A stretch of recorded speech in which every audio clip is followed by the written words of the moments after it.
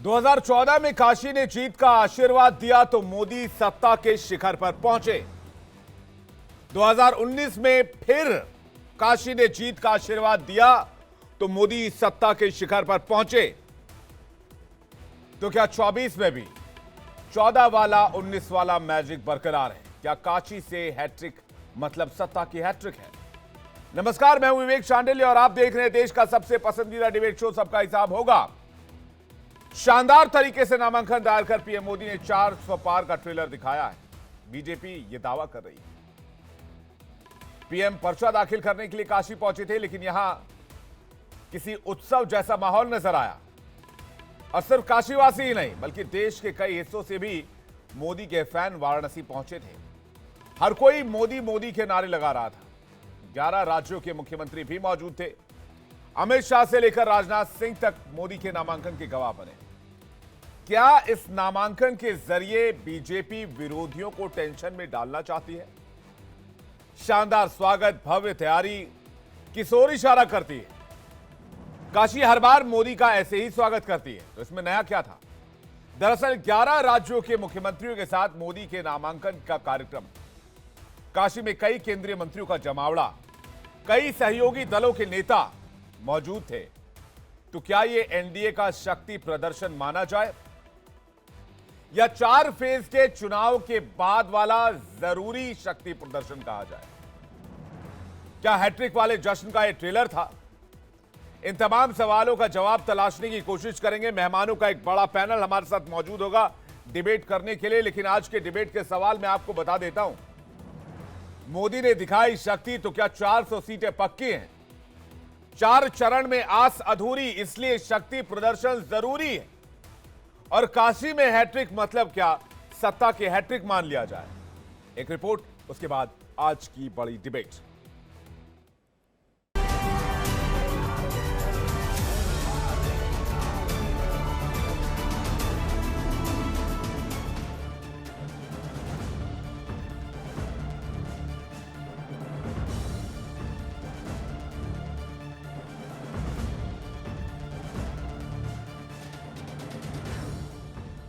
काशी ने सत्ता के शिखर तक पहुंचाया, 2014 में जीत दिलाई और मोदी सियासत के मंझे हुए खिलाड़ी बन गए। 24 में 400 पार लाना है तो काशी की जिम्मेदारी और बढ़ जाती है। पीएम मोदी ने तीसरी बार वाराणसी से पर्चा भर दिया है। आज सबसे पहले मां गंगा का आशीर्वाद लिया, फिर काशी के कोतवाल बाबा काल भैरव के दर पर हाजिरी लगाई।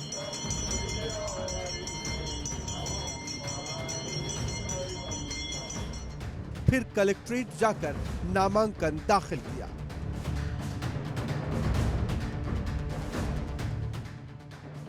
पीएम मोदी के नामांकन को भव्य बनाने का पूरा इंतजाम था। 11 राज्यों के मुख्यमंत्री इस पल के गवाह बने। योगी आदित्यनाथ तो रविवार शाम से ही वाराणसी में मौजूद रहकर तैयारियों का जायजा ले रहे थे।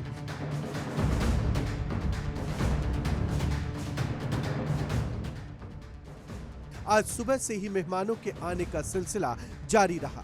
केंद्रीय गृह मंत्री अमित शाह और रक्षा मंत्री राजनाथ सिंह भी पीएम मोदी के नामांकन के दौरान मौजूद थे।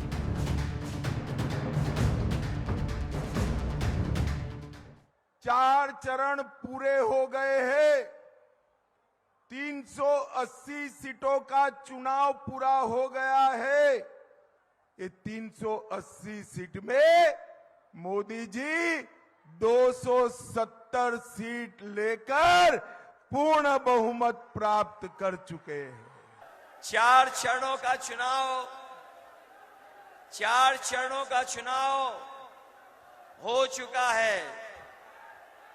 और जो साथी जानकार होंगे वो जानते होंगे कि भाजपा अब नीचे जाती जा रही है।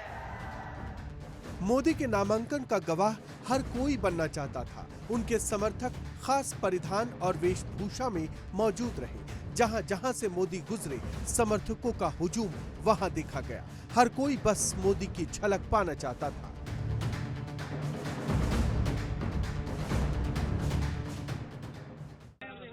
मैं अपने श्री राम रूपी माननीय प्रधानमंत्री के नॉमिनेशन के लिए आया हूं और उनके दर्शन करने के लिए आया हूँ। और यह पावन पवित्र धरती जो विश्वनाथ की नगरी है, यहाँ पे मैं 12वां सभा करने के लिए आया हूँ। मेरे श्री राम रूपी माननीय प्रधानमंत्री नरेंद्र दामोदर दास मोदी जी की जहाँ जहाँ सभा होती है, मैं इसी रूप में सभा का साक्षी बनने के लिए आ जाता हूँ। मोदी कल शाम ही वाराणसी पहुंच चुके थे, जहां उनका भव्य स्वागत किया गया। पूरी की पूरी काशी अपने नेता की एक झलक पाने को बेताब दिखी। मोदी ने रोड शो के दौरान अपने समर्थकों को निराश नहीं किया, हर किसी का अभिवादन स्वीकार किया। रोड शो के बाद उन्होंने बाबा विश्वनाथ के दर्शन भी किए। उनके साथ सीएम योगी भी मौजूद थे।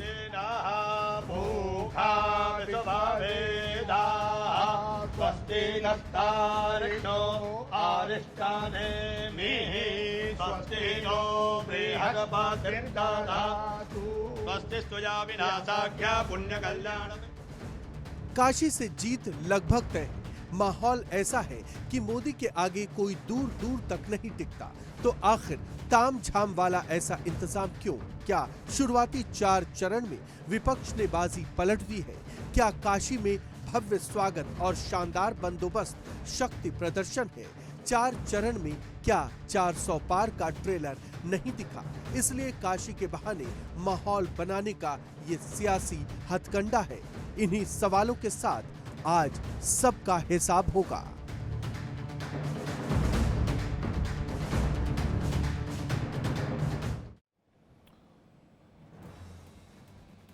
तो पीएम मोदी के नॉमिनेशन से लेकर रोड शो तक की रिपोर्ट हमने आपको दिखा दी। अब करते हैं इस पर एक बड़ी डिबेट। डॉक्टर कौशल मिश्रा, प्रवक्ता बीजेपी, हमारे साथ जुड़ रहे हैं। Professor R K. मिश्रा, प्रवक्ता कांग्रेस पार्टी, हमारे साथ जुड़ रहे हैं। फराज किदवई, प्रवक्ता समाजवादी पार्टी, हमारे साथ जुड़ रहे हैं। इंद्रजीत सिंह टीटू, प्रवक्ता आरएलडी, हमारे साथ जुड़ रहे हैं। और संजीव कौशिक, राजनीतिक विश्लेषक, हमारे साथ जुड़ रहे हैं। आप सभी मेहमानों का बहुत बहुत स्वागत है। मैं सबसे पहले शुरुआत कर रहा हूं कौशल जी आपसे, क्योंकि एक बहुत बड़ा कार्यक्रम हुआ। इस कार्यक्रम के साक्षी हम सभी बने, पूरा देश बना, पूरे देश ने देखा यहाँ पर जब नॉमिनेशन हो रहा था और कल जब प्रधानमंत्री रोड शो कर रहे थे। तो 2 बातें इस रोड शो को लेकर उठी हैं, जो 2 सवाल पूछे जा रहे हैं। एक तो ये कि आप लोग इतने कॉन्फिडेंट हैं, और प्रधानमंत्री का जितना इंटरव्यू अभी तक हमने देखा, जितना साक्षात्कार मैंने देखा, उसमें सब में प्रधानमंत्री कह रहे हैं कि भाई हैट्रिक लग रही है, 400 पार जा रहे हैं। दूसरा सवाल ये उठता दिख रहा है कि 4 चरण के चुनाव के बाद, 4th फेज खत्म होने के बाद अभी तक इतने कॉन्फिडेंट नहीं है कि मेजॉरिटी में 4 चरण के बाद आ रहे हैं, जबकि 200 प्लस सीटों का दावा 3 चरण पर ही खत्म हो जाने पर गृह मंत्री अमित शाह ने किया था। तो दोनों में से क्या वजह हो सकती है, कौशल खान जी? देखिए विवेक जी, पहले तो रही मोदी जी के रोड शो की बात। अगर जिन लोगों ने 2014 का रोड शो देखा हो, जिन्होंने 2019 का रोड शो देखा और जिन्होंने इस बार का रोड शो देखा हो, हर बार रोड शो में जो काशी वासियों का जो मोदी जी पर आशीर्वाद होता है, बढ़ बढ़कर आता है। 14 में कम था, 19 में उससे ज्यादा हुआ, और इस बार सबसे ज्यादा हुआ, और 29 में इससे भी ज्यादा होगा। उसका रीजन है विवेक जी, देखिए, अगर किसी को मतलब मोदी जी को आप लोग 29 में भी चुनाव लड़वाएंगे? ये देश की जनता चुनाव लड़ाएगी, काशीवासी चुनाव लड़ाएंगे, जो कहेंगे वो होगा। हम कौन होते हैं? तो मैं सिर्फ ये कहना चाहता हूं विवेक जी, अगर किसी को विरासत और विकास दोनों का संगम काशी के तमिल संगम में देखने को मिलेगा, तो आप आइए काशी, देखिए काशी। जिन्होंने 2014 के पहले की काशी को देखा था और जो आज इस समय काशी को देख रहे हैं, वो इस बदलाव को महसूस कर सकते हैं। उन्हें ही समझ में आएगा कि काशीवासी का माननीय मोदी जी को इतना प्यार क्यों करते हैं इसका। और माननीय मोदी जी की जो बात है, जो काशी वासियों का उन पे भरोसा है, वो ही सबसे बड़ी चीज है जो लोगों की निगाहों में खटक रही है। और जहां तक रही 4 चरणों के चुनाव की बात, तो विवेक जी, सबसे पहले तो मैं सभी देशवासियों को एक खुशखबरी देना चाहता हूं कि 272 का आंकड़ा तो हम क्रॉस कर चुके हैं, पर जो देश की जनता ने वादा किया है 400 पार कराने का, अब बात उसकी बची हुई है। विरासत और विकास की अगर हम बात करते हैं, तो जो लोग काशी में रहे हैं वो जानते हैं। पहले बाबतपुर एयरपोर्ट से अगर आप काशी आए तो कितना टाइम लगता है, आज फराटा रोड से आ रहे हैं।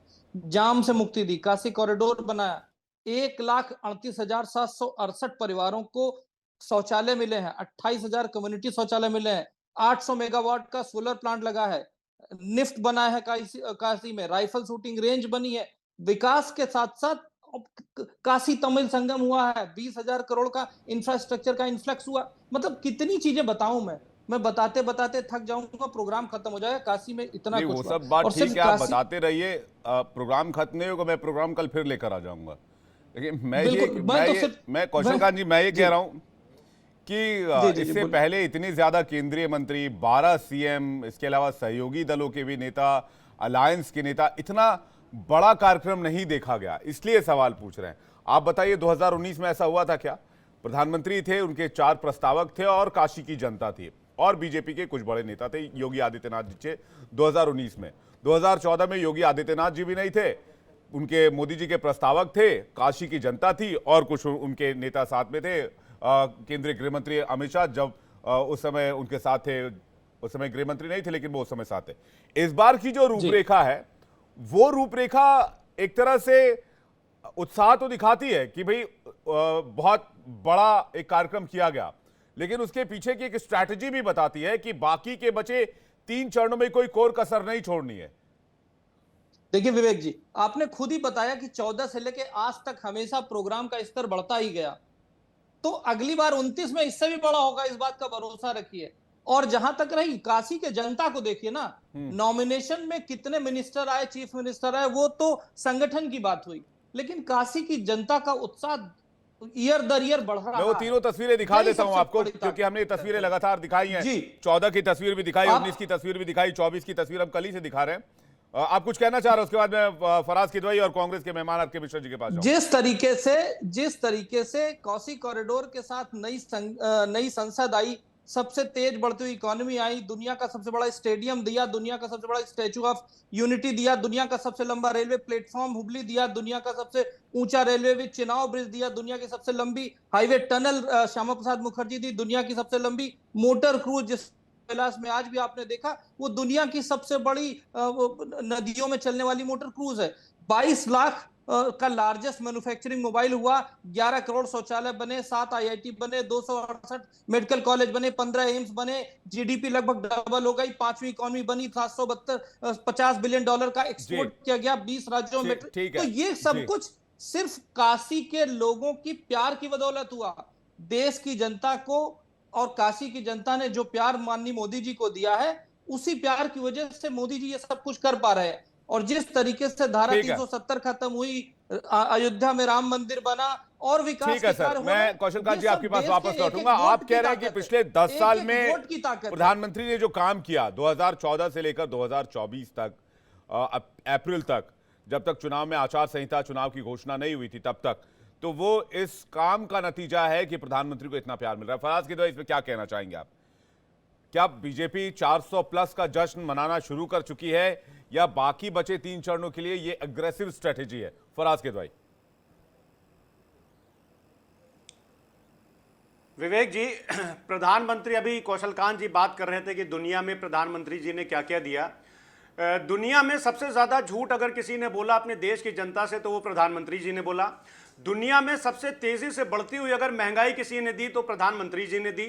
दुनिया ने सबसे ज्यादा बढ़ती हुई तेजी से अगर अनएम्प्लॉयमेंट दिया तो प्रधानमंत्री जी ने दिया।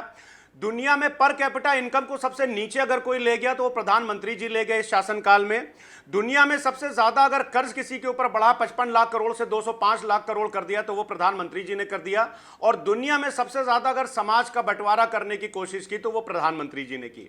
अब आपकी बात, दूसरी बात का जवाब देता हूं मैं कि कितने मुख्यमंत्री आप बता रहे थे, 11 मुख्यमंत्री और पता नहीं कितने कैबिनेट मिनिस्टर उनके पर्चा दाखिला में आए और रोड शो किया गया।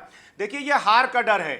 अभी आप 1-1.5 साल पहले जब घोसी में उपचुनाव हुआ था तो यहां के 40-40 मंत्री घोसी में पड़े हुए थे। वो इसलिए कि इनको पता था कि ये चुनाव हारने जा रहे हैं, तो पूरी ताकत इन्होंने उत्तर प्रदेश में झोंक दी और लग रहा था कि लखनऊ जो है वो कैपिटल नहीं है उत्तर प्रदेश की, कैपिटल जो है वो घोसी है। लेकिन जनता ने करारा जवाब दिया और 50,000 से ज्यादा वोटों से इनकी हार हुई। तो प्रधानमंत्री जी देखिए समझ गए हैं, विवेक जी, प्रधानमंत्री जी ये समझ गए हैं कि दक्षिण में साफ, उत्तर में हाफ, अब की तो 200 भी नहीं पार, 200 भी ये लोग नहीं पार होने जा रहे हैं। विवेक जी, आप ये देखिए कि 2004 का कट कॉपी पेस्ट, आप ये कह रहे हैं कि हार की हताशा है। अगर आप लोग जीत को लेकर इतने कॉन्फिडेंट है तो एक बादशाह रोड शो आप लोग भी कर देते, एक बढ़िया अच्छा तगड़ा रोड शो उत्तर प्रदेश में, लखनऊ में, कानपुर में, कन्नौज तो गए थे राहुल गांधी, लेकिन मंच से वापस आ गए, रोड शो नहीं किया। एक बढ़िया आप लोग भी तो उदाहरण पेश कीजिए, आप लोग तो साथ ही नजर नहीं आते हैं फराज किदवई जी। विवेक जी, हम लोग जनता के गले मिलकर के उनके साथ रोड शो कर रहे हैं, जनता का सुख दुख बांट रहे हैं, एयर कंडीशन गाड़ियों में बैठ करके ऐसे ऐसे खाली हाथ नहीं हिला रहे हैं, क्योंकि हम लोग जनता के बीच में रहने वाले हैं। हम लोग इवेंट मैनेजर और मार्केटियर नहीं है। आप लोगों के विवेक जी, मेरी बात तो पूरे होने दीजिए। दिल मिले हैं या फिर अभी भी मतभेद है? क्योंकि हमने नहीं देखा कि नीतीश कुमार के जाने के बाद कोई एक ऐसा मंच सजा हो जहां पर इंडिया गठबंधन के तमाम बड़े नेता, एक दिल्ली वाली रैली हुई थी उसमें सभी नेता आए थे, लेकिन उसमें भी बहुत ज्यादा अटेंडेंस थी नहीं। तो मैं ये कहना चाह रहा हूं, मैं आ रहा हूं सर आपके पास, मैं ये कहना चाह रहा हूं, इंद्रजीत जी मैं आ रहा हूं आपके पास, मैं ये कहना चाह रहा हूं कि आप कह रहे हैं कि भाई आपने 11 चीफ मिनिस्टर बुला लिया, आपने कई केंद्रीय मंत्री बुला लिया, आपने कई लोगों को बुला लिया, आप कह रहे हैं कि ये हार की हताशा है। अगर आप लोग जीत को लेकर इतना कॉन्फिडेंट है तो आप लोग भी एक मंच सजाइए, एक मैसेज दीजिए और एक बड़ा रोड शो कीजिए। पूरा देश आपको दोनों हाथों से स्वीकार करेगा, देश खुले हाथ से आपका स्वागत करेगा। क्यों नहीं आते हैं? असल में प्रॉब्लम यह है विवेक जी कि हमारा जो रोड शो है, हमारी जो रैलियां हैं वो आपको दिख नहीं रही हैं। परसों बाराबंकी में अभी हम आदरणीय अखिलेश यादव जी आए थे, उसमें कांग्रेस के भी नेता थे, उसमें समाजवादी पार्टी के भी नेता थे और कम से कम 2 लाख की भीड़ थी। तो ये हार की हताशा थी छोटे शहर में। अब प्रॉब्लम अब सुनिए विवेक जी, बात तो पूरी करने दिए। नहीं, आप लोग साथ आए तो उसको क्या कहा जाना चाहिए? जनसभा दिख रही है कि नहीं दिख रही मुझे नहीं पता।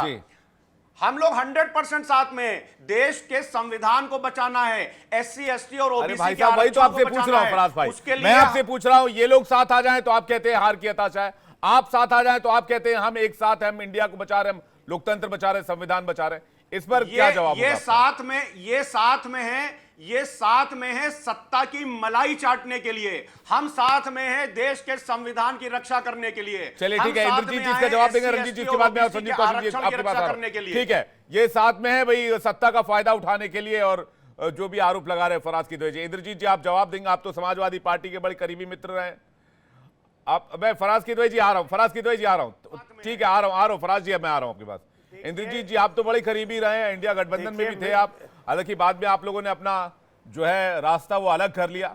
कौन साथ है और किस लिए साथ है? देखिए, देश की जनता हो, चाहे देश का कोई नेता हो, चाहे देश की कोई पार्टी हो जी, वो हमेशा अपना भविष्य देखता है और वो देखता है कि किसकी दूरगामी योजनाएं किसके पास हैं।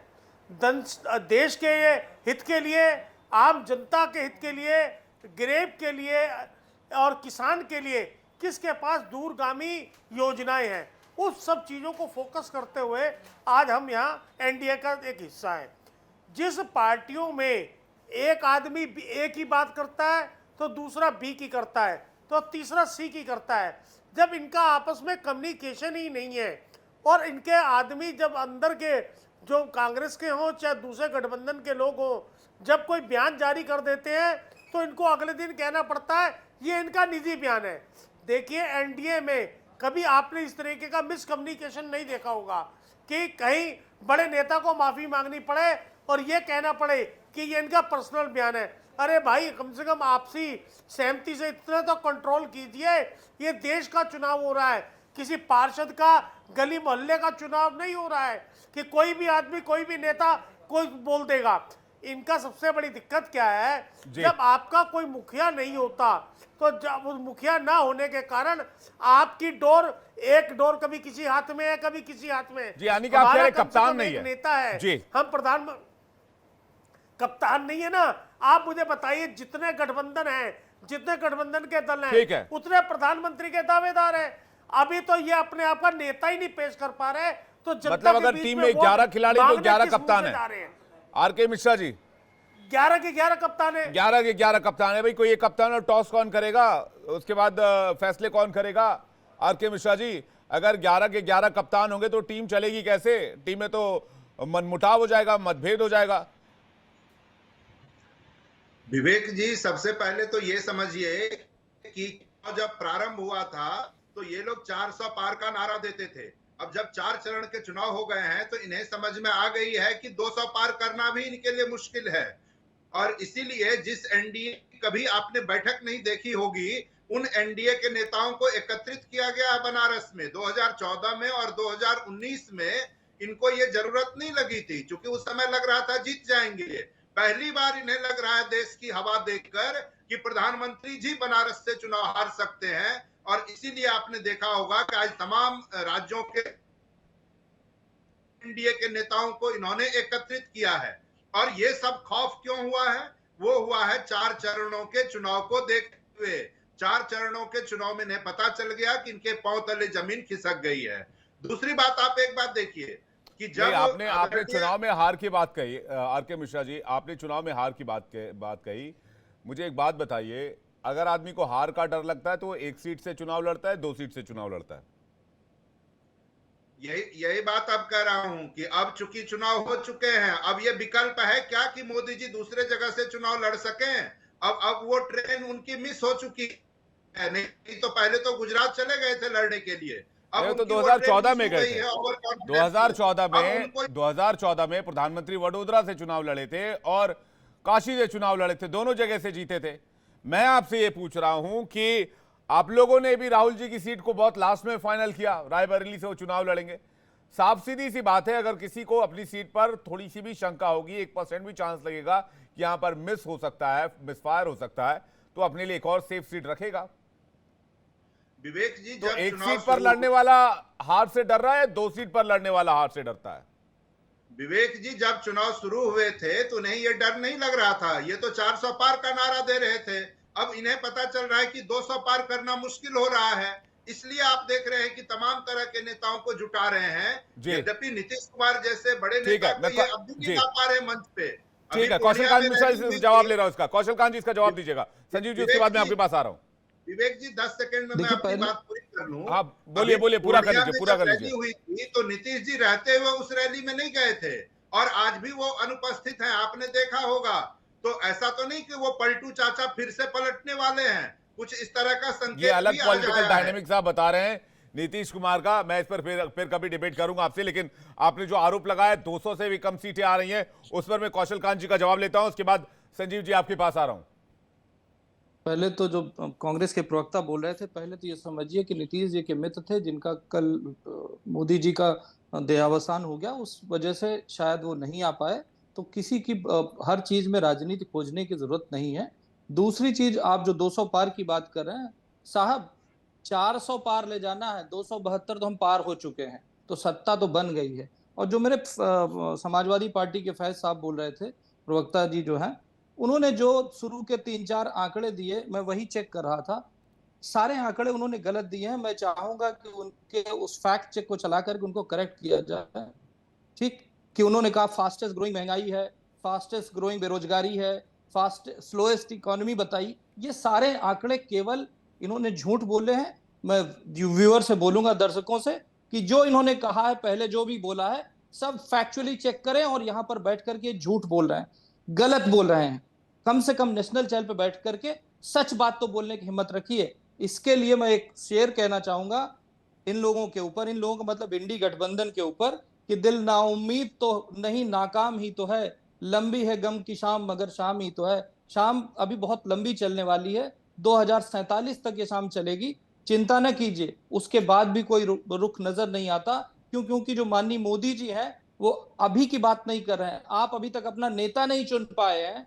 हमारे नेता ने अगले 5 साल के काम, अगले 25 साल के काम के ऊपर 1 साल के भारत के भविष्य का जो विरासत और विकास का जो जोड़ बनाया है, उससे दिखाने की कोशिश की है। जो गठबंधन अपना एक नेता नहीं चुन सकता, वो देश का भविष्य का चुनेगा।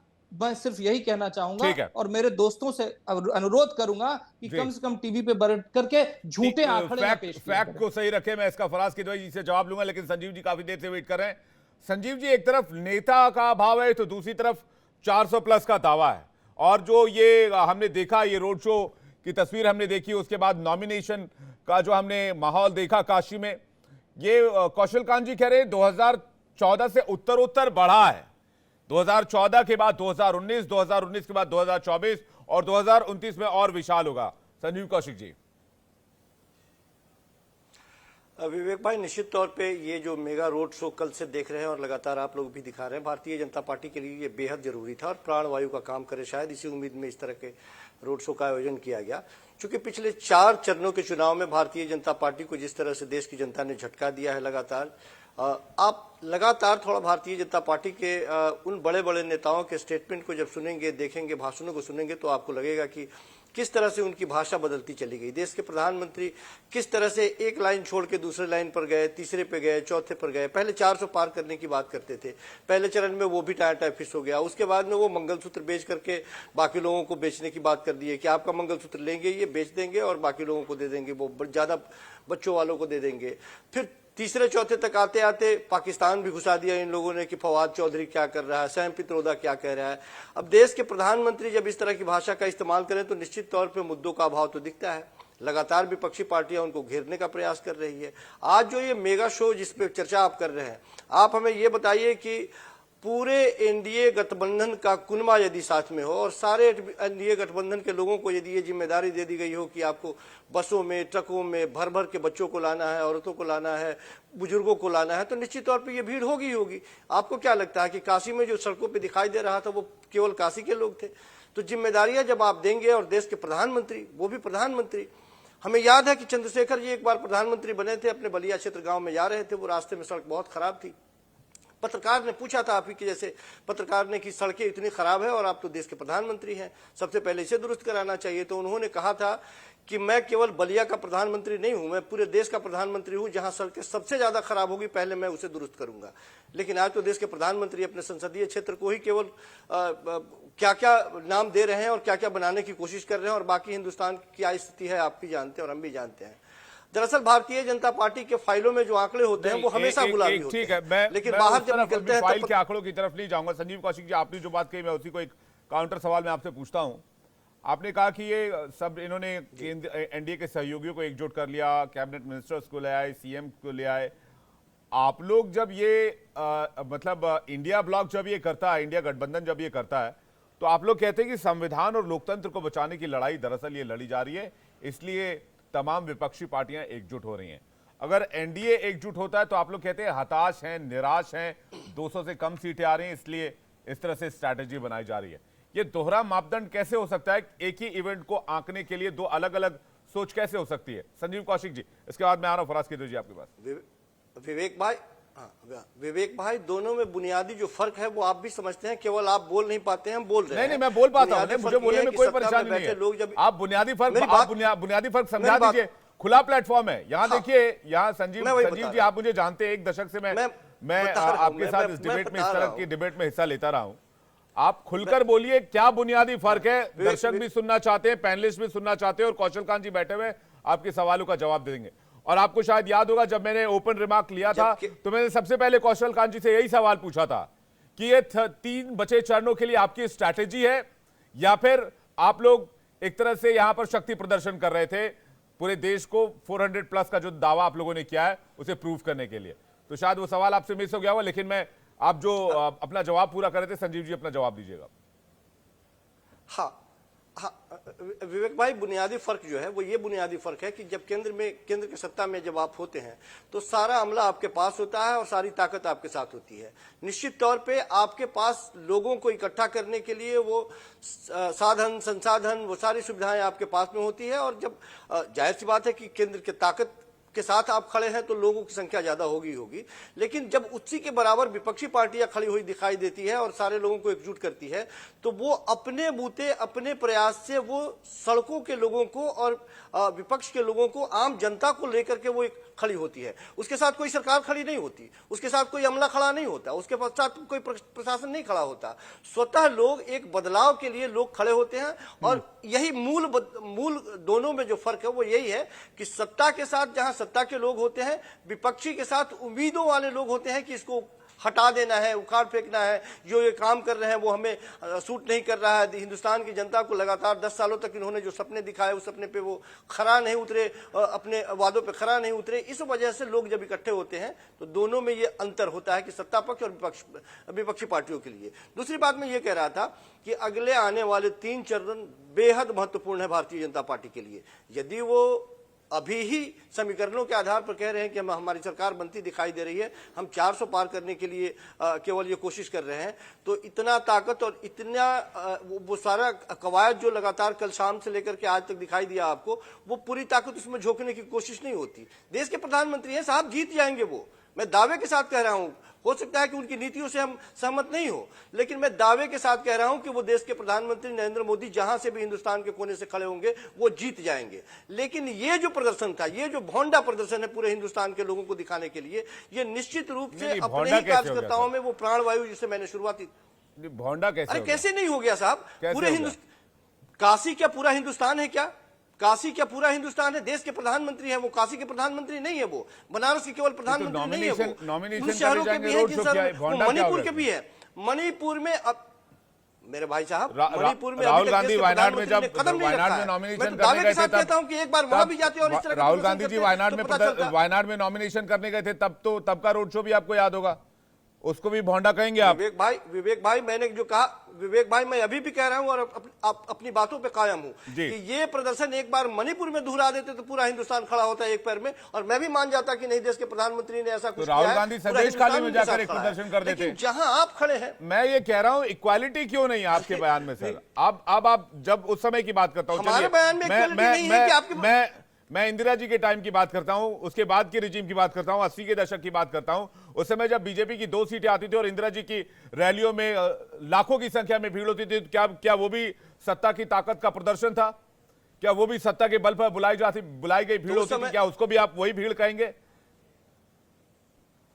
तो उस समय भी एक छोटा सा यदि कोई चुनाव लड़ने वाला श्याम रंगीला जैसा आदमी जाता था तो उसकी पर्ची उस समय खारिज नहीं की जाती थी। आज जो हो रही है, जो हो रहा है, वो आप भी देख रहे हैं और हम भी जान रहे हैं। देखिए, ठीक है, ये सत्ता जो है, ये सरकार में रहने वाले लोग अपने मदमस्त में चूर हैं लोग।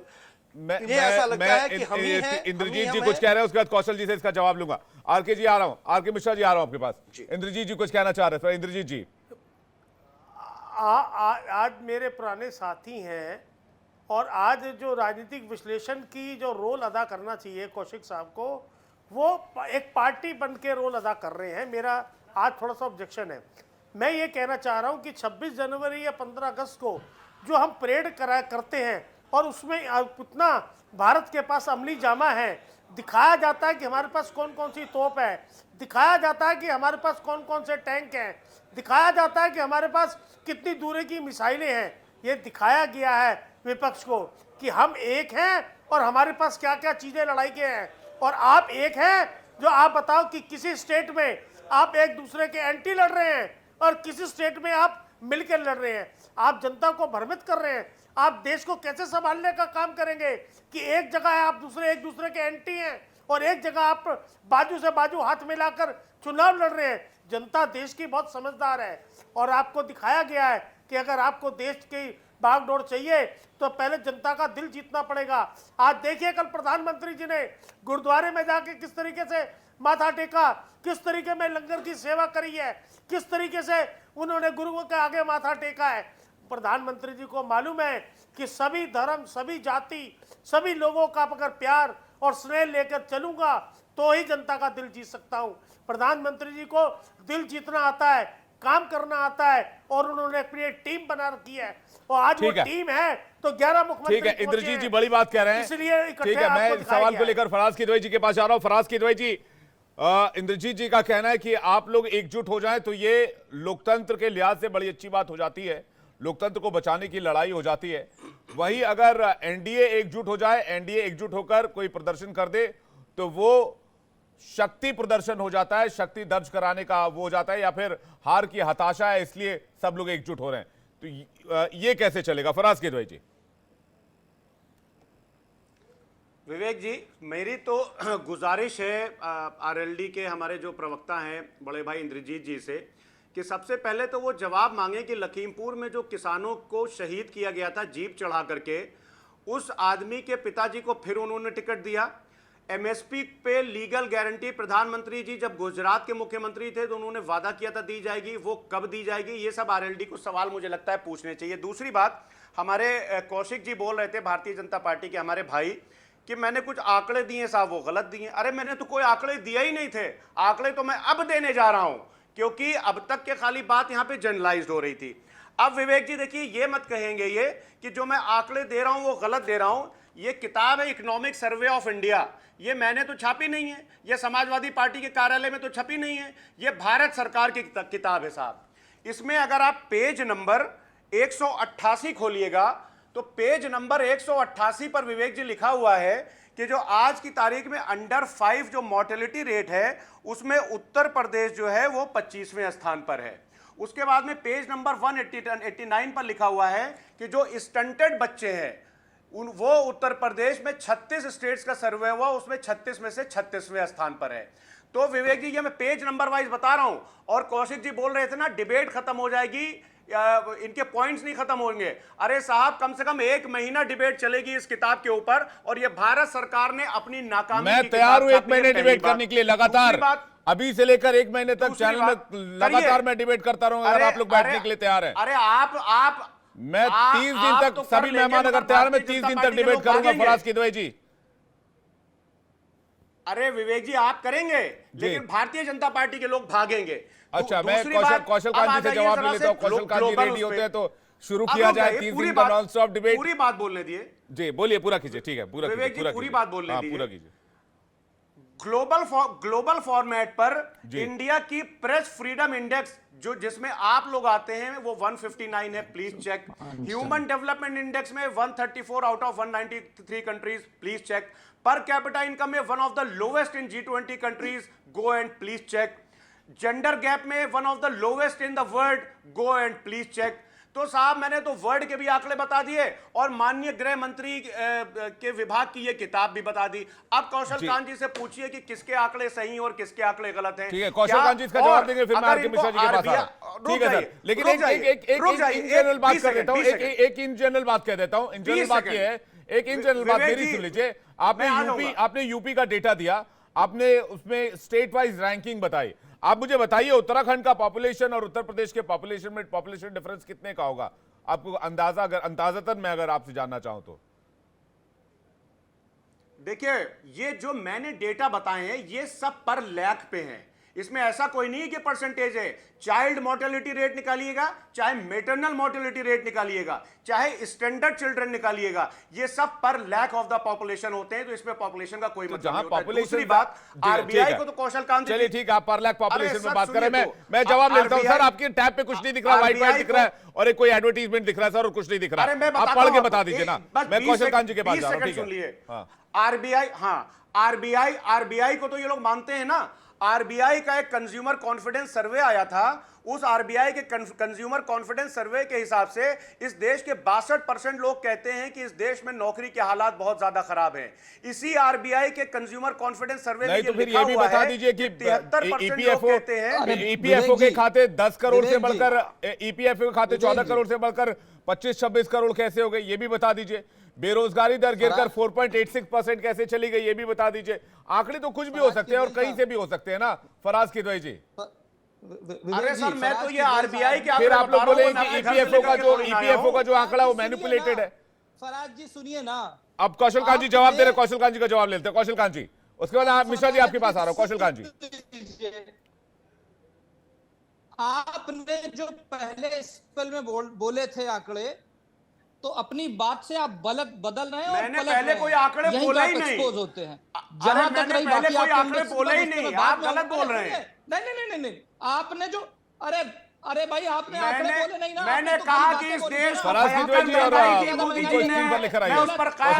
मैंने कहा भयंकर अनएम्प्लॉयमेंट दिया, मैंने बोला भयंकर जवाब लेते सुनिए, जवाब लेते। अरे साहब जवाब ले लेते फराज किदवई जी जवाब लेते हैं। कौशल कांत जी, विवेक जी, मैं चाहूंगा पीसीआर से बोलिए जो इन्होंने फर्स्ट स्पेल बोला उसको कट पेस्ट करके दोबारा चलाए, फिर मैं बताऊंगा। बाकी बात करते हैं, हमारे जो बाकी दोस्त बात कर रहे थे। अरे इतनी हिम्मत है मेरे अंदर कि मैंने क्या बोला मैं आपको बताता हूं। अरे फराज साहब झूठ बोल रहे हैं आपने कहा दुनिया की फास्टेस्ट ग्रोइंग महंगाई दर झूठ आप बोल रहे हैं। आपने बड़ा सबसे खराब मैंने कहा कि दुनिया की, मैंने कहा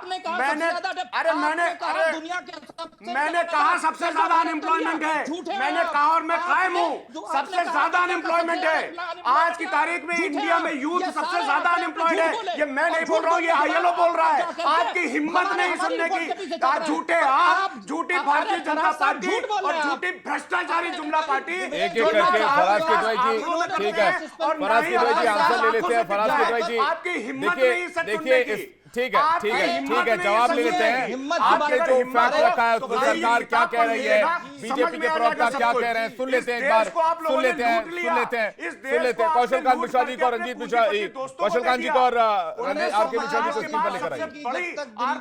एक एक करके फराज किदवई जी एक एक करके please maintain the decorum please sir please Faraz Kidwai ji sir please, Kaushalkant ji और रंजीत जी को स्क्रीन पर लेकर आइए प्लीज फास्ट। समाजवादी पार्टी के प्रवक्ता यहाँ पर बैठ करके कौशलकांत जी आपका जवाब। झूठ बोलने और झूठ बोलने से झूठ सच नहीं बोलता हो जाता, चीखने से चिल्लाने से हकीकत बदल नहीं जाती है। हकीकत यह है कि 2014 के बाद से 2024 तक 57 इलेक्शंस हुए लोकसभा के, 14 हारे, 14 कांग्रेस जीती है, बाकी सब हारे हैं। हारे कितने? 82%। अगर हम विधानसभा की बात करें 2022 में 680 विधानसभा पूरे देश में हुए हैं, जिसमें से 56 जीते हैं कांग्रेस या इंडी गठबंधन, 82% हारे हैं। अब मैं आंकड़ों पे आके बात कर रहा हूं। 2014 में 8 राज्यों के विधानसभा हुए थे, जिसमें से केवल और केवल एक में कांग्रेस जीती थी, बाकी सब जगह जीती थी। 2015 में 2 राज्यों में चुनाव हुए थे, कांग्रेस दोनों जगह हारी थी, दिल्ली से साफ हो गई थी, 0 हो गई थी। 2016 में तो 5 राज्यों में चुनाव हुए थे, जिसमें से असम, केरल, पांडिचेरी, तमिलनाडु में विधानसभा के बाद केवल कांग्रेस को हार मिली थी। 2017 में जिस तरीके से 7 चुनाव हुए थे, 7 में से कांग्रेस सिर्फ 1 में जीती थी। 2018 में 9 राज्यों में चुनाव हुए थे, जिसमें से केवल 1 में जीती थी। मैं आपको हकीकत आंकड़े पढ़ के बता रहा हूं। मैं फराज किदवई नहीं हूं कि झूठी रिपोर्ट कोच करूं। और फराज किदवई साहब ने जो कहा है, मैं चैलेंज एक्सेप्ट करता हूं। विवेक जी अकेले इन्हें और मुझे बिठाइएगा, एक आंकड़े की इनकी धज्जियां उड़ा के रख दूंगा। जिस तरह से इन्होंने फर्स्ट स्पेल में झूठ बोला, चलिए तो इस वीकेंड हो जाए फिर। इस वीकेंड में फराज किदवई जी और कौशलकांत मिश्रा जी दोनों को आमंत्रित करता हूं स्टूडियो में। पार्टी अब सुन लीजिए मेरी बात, देश को बेच कर सुन लीजिए मेरी जी, सुन लीजिए मेरी बात, सुन लीजिए फराज किदवई जी, कौशलकांत जी, मैं आरके मिश्रा जी के पास जा रहा हूं। मैं आप दोनों को आमंत्रित करता हूं, इस वीकेंड आइए और डेटा पर बात कीजिए। मैं लगाता हूं मंच यहां पर और आप दोनों डेटा के हिसाब से बात कर लीजिए और एक डिबेट हो जाए इसी बात पर, जो बात अभी चैलेंज उठी है। तो ये बात चैलेंज की रही। रंजीत मिश्रा जी के पास आ रहा हूं। रंजीत मिश्रा जी कुछ कहना चाह रहे हैं। फराज किदवई जी थोड़ा सा वेट कीजिए। कौशलकांत जी मैं आ रहा हूं आपके पास जी। आरके मिश्रा जी, रंजीत मिश्रा जी। विवेक जी, आज के डिबेट में आपने मुझे मुश्किल से 30 सेकंड दिया है, तो माफी चाहूंगा सर देखिए तहे दिल से माफी चाहता हूं, करबद्ध माफी चाहता हूं आपसे। मैं थोड़ा सा लंबे वक्त के लिए रह गया। आप अपनी बात पूरा कीजिए ना, क्या कहना चाह रहे हैं? हाँ, मैं ये चाहता हूं कि 2 मिनट अब मुझे वक्त दिया जाए। जी बोलिए सर, बोलिए। देखिए 2014 में माननीय प्रधानमंत्री जी ने चुनाव के पूर्व इस देश को कई सपने दिखाए थे, कई वादे किए थे। बस बिंदुवार में 5 चर्चा आपसे करूंगा। उन्होंने युवाओं से क्या कहा था? युवाओं से कहा था कि आपको 2 करोड़ रोजगार प्रतिवर्ष देंगे, यानी 20 करोड़ रोजगार उनको देने चाहिए थे। नतीजा क्या हुआ कि जो पद रिक्त था उसको रिक्त छोड़ दिया गया। 30 लाख केंद्रीय कर्मचारियों के पद आज के डेट में भी रिक्त है, जिसके लिए कांग्रेस पार्टी ने कहा है कि 15 अगस्त तक उस 30 लाख केंद्रीय कर्मचारियों को पद को वो भरेगी। दूसरी बात आप देखिए, उन्होंने किसानों से क्या कहा था कि 2022 तक हम आपकी आमदनी दुगुनी कर देंगे। आज क्या स्थिति है? किसान पहले से बुरी स्थिति में है। 700 किसानों की शहादत हो गई और प्रधानमंत्री जी और इस सरकार के कान पर जू नहीं रहेगा। और जिस व्यक्ति ने किसानों के ऊपर थार चलाया था, उस व्यक्ति को पुनः टिकट देकर वो पुरस्कृत कर रहे हैं। एमएसपी की लीगल गारंटी किसान मांगते हैं, वो देने को तैयार नहीं है। कांग्रेस पार्टी ने ये कहा है कि हम सरकार में आते ही किसानों को एमएसपी की लीगल गारंटी देंगे। तीसरी बात, काला धन पे आपको याद होगा कि इन्होंने बड़ी बड़ी बात की थी कि यहाँ का काला धन स्विस बैंक में चला गया। स्विस बैंक से काला धन तो नहीं लाए, लेकिन इनके यार दोस्त यहाँ के सफेद धन लेके चले गए। और उस समय प्रधानमंत्री जी ने एक एसआईटी का गठन किया था, आपको याद होगा 2014 में। उस गठन के बाद आज तक उस पर कोई काम नहीं हुआ। चौथी बात कि महिलाओं की सुरक्षा को इन्होंने मुख्य मुद्दा बनाया था। मणिपुर 1 वर्ष से जलता रहा। माननीय प्रधानमंत्री जी को अलग अलग फोटो शूट करवाने के लिए वक्त मिला, लेकिन मणिपुर जाने के लिए वक्त नहीं मिला, जहां पे इतना जघन्य अपराध हुआ था। पहलवान बेटियां दिल्ली में उनके घर के समीप यहाँ जंतर मंतर पर पड़ी रही, उनको घसीटा जाता रहा। और प्रधानमंत्री, ठीक है, आपने 5 मुद्दे उठाए, मैं इसका जवाब नहीं, विवेक जी, दो मुद्दे और हैं। मैं ये कह रहा हूं कि पहलवान बेटियों को अपने मेडल माननीय प्रधानमंत्री जी के आवास के आगे फेंक कर आना पड़ा। ये कितना दुर्भाग्यपूर्ण था। और उस व्यक्ति पर जिस पर आरोप लगा, उसके बेटे को आपने टिकट देकर फिर से पुरस्कृत कर दिया। भारत के ऊपर ऋण की बात जो होती है, ये कहते हैं 70 साल में लोगों ने क्या किया। 70 साल में सारे प्रधानमंत्री मिलकर 55 लाख करोड़ का ऋण भारत पर हुआ था। इन्होंने 205 लाख करोड़ पहुंचा दिया। ये काम ये करते रहे। आज घरेलू बचत 50 वर्षों में सबसे कम है, ये ऑन रिकॉर्ड है। महंगाई उस समय में 400 रुपए में कांग्रेस के समय में सिलेंडर मिलती थी, तो इनको बहुत महंगी लगती थी, ये 1100 रुपए में बेचते। ठीक है, एक सर्वे आया था हाल में एक सर्वे हुआ जिसमें पूछा गया कि क्या किसान निधि जैसी कई योजनाएं सरकार चला रही, इससे किसानों को फायदा हुआ है। 56% किसानों ने इस बात को स्वीकार किया था कि मौजूदा सरकार द्वारा चलाई गई योजनाओं से उनको फायदा हुआ है। और एक बड़ी संख्या है ये। आर.के. मिश्रा जी, आप लोग आउटराइटली कह रहे हैं किसानों को बहुत ज्यादा जो है वो इस सरकार में फायदा नहीं हुआ है। इसके पीछे का रीजन सिर्फ वो आय डबल करने वाली बात है या कुछ और प्रॉमिसेस भी हैं? देखिए, 10 सेकंड में मैं अपनी बात पूरी कर दूं। मैं ये कह रहा हूं कि माननीय प्रधानमंत्री जी ने जो वादे किए थे, उनको देश के समक्ष जाना चाहिए कि भाई हमने ये वादे किए थे, उसमें हमने ये काम किया। आज उनके पास कोई तर्क नहीं है कि देश के लोगों को वो बता सके कि उन्होंने जो वादे किए थे। ठीक है, मैं कौशल कांत जी से इसका जवाब लूंगा, लेकिन संजीव कौशिक जी के पास जा रहा हूं। संजीव कौशिक जी, आप क्या कहेंगे? देखिए विवेक भाई, 10 साल तक रहने के बाद में देश के प्रधानमंत्री और भारतीय जनता पार्टी लोगों के बीच में जाएगी। निश्चित तौर पे उनके पास उपलब्धियों की फहरिस्त इतनी बड़ी होनी चाहिए कि केवल वो उपलब्धियों पे बात करे।